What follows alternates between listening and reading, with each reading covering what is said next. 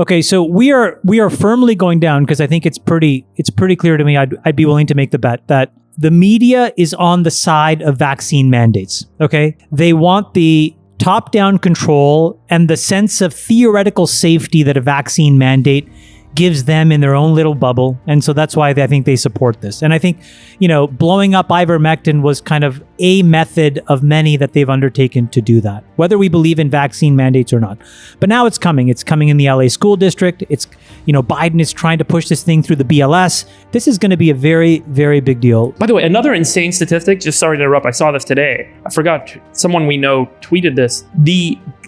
Who wants to guess the ratio of administrators to doctors in the US healthcare system? 300 to 1. Yeah, I saw it 300 to 1. Yeah. 900 to 1 today. Oh my God. And that is up from 5 to 1 in 1970. By the way, can I just build on what you said? 900 to 1. Your initial tweet said 300 to 1, and it ended in 2010, right before Obamacare passed.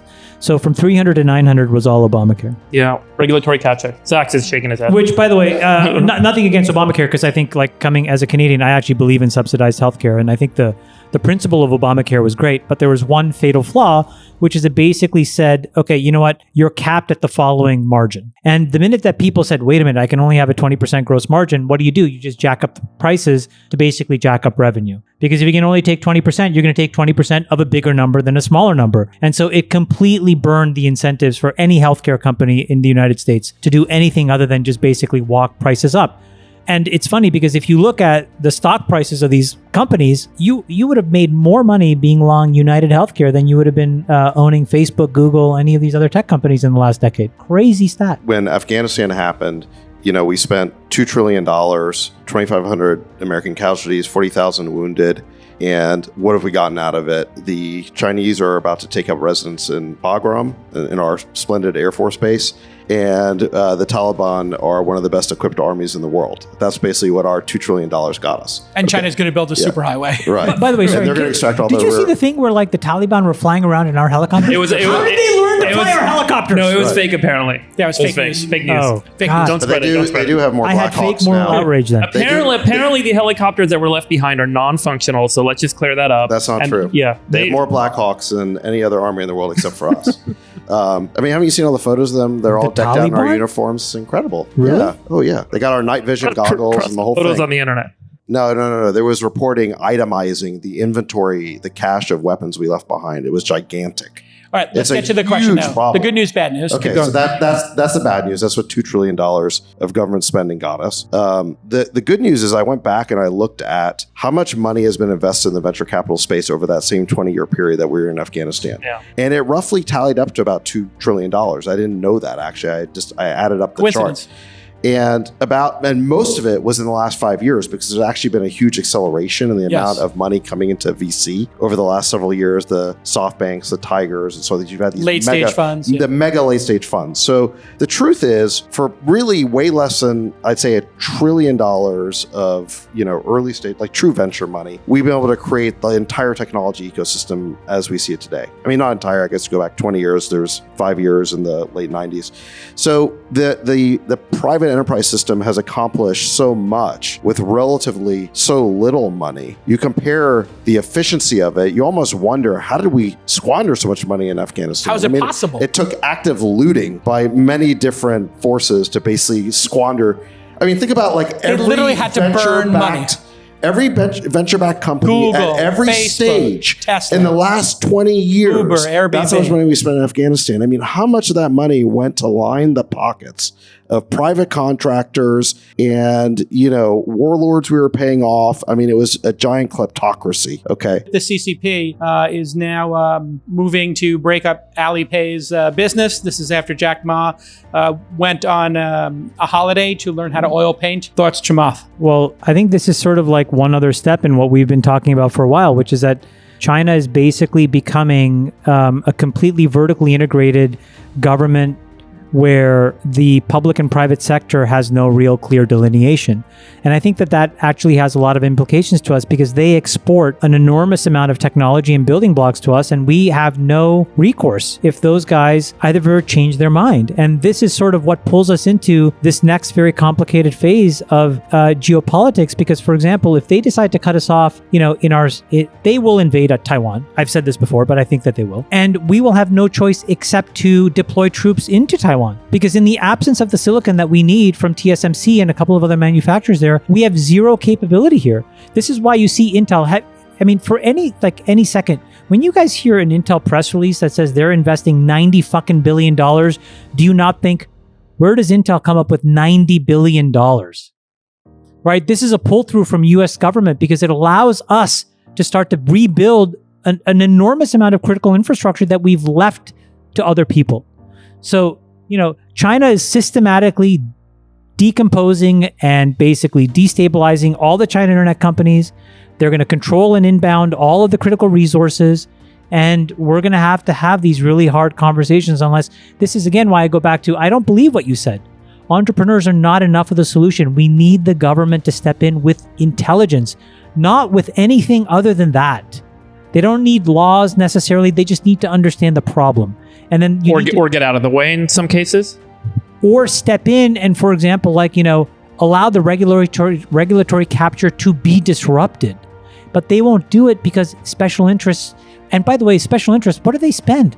If you try to donate to a fucking congressman $4,000, $2,500, these people aren't spending $80 million to defend an $80 billion business. They're spending $80,000. And that's why we can't have progress. That's crazy to me. What do you think about decentralized crypto, finance in America? Should we allow it? Should we tax it? Should we regulate it? We should clearly allow it because this whole crypto stack, this whole decentralized finance stack that's being built could very well be the future of finance, and we certainly want to be ahead of that curve.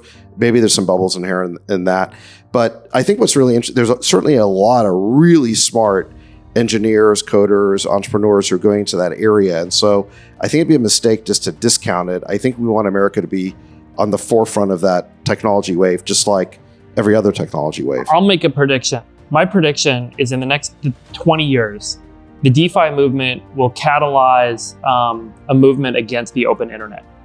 And it is because state actors will compete with private actors for this battle between centralized, institutional, state-based control systems. Like, I want to have a know your customer if you want to buy crypto in the US, versus all of these offshore places where I can go and sign up, get a bunch of money and trade forever and never pay the IRS a cent and live my life in the ether. And the open internet will start to get threatened. We've seen this in the past where proxy servers and DNS servers got, requests from the DOJ and takedown notices. And if that starts to happen, where all the servers and all the fiber lines that are running in and out of the US and elsewhere start to get kind of tackled, like China has a closed internet, you could start to see this become a really ugly battle that starts to play out. And I think we're not too far. I mean, I don't know if you guys agree, but I think the open internet is kind of going to be the great battleground to resolve this. Well, and the original battle was over information, and now it's over money and the dollar. Well, I think there's a really interesting point there, which is, I remember the late 90s, the early 2000s, where the big technology investing wave was all about connecting people and goods into seamless global networks. And that's where all the investment went.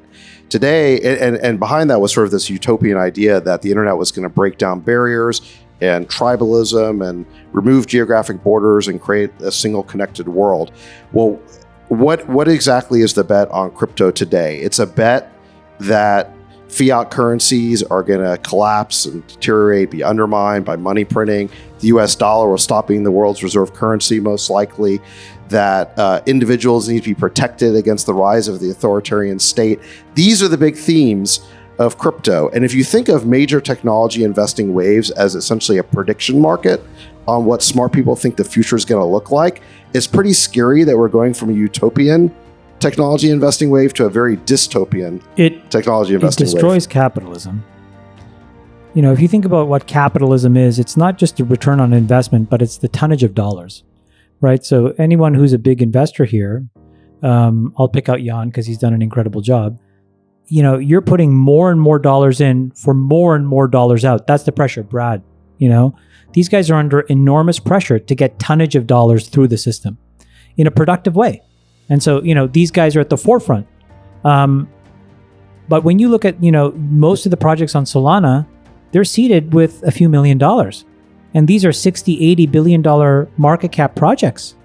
And so I don't know how capitalism survives in that world, number one. Number two, governance goes completely out the window because you're essentially replacing a set of norms that we've all agreed to about what a company is. It's an LLC or it's a C Corp that is incorporated with laws. There is recourse for you. You can go to these places and sue them.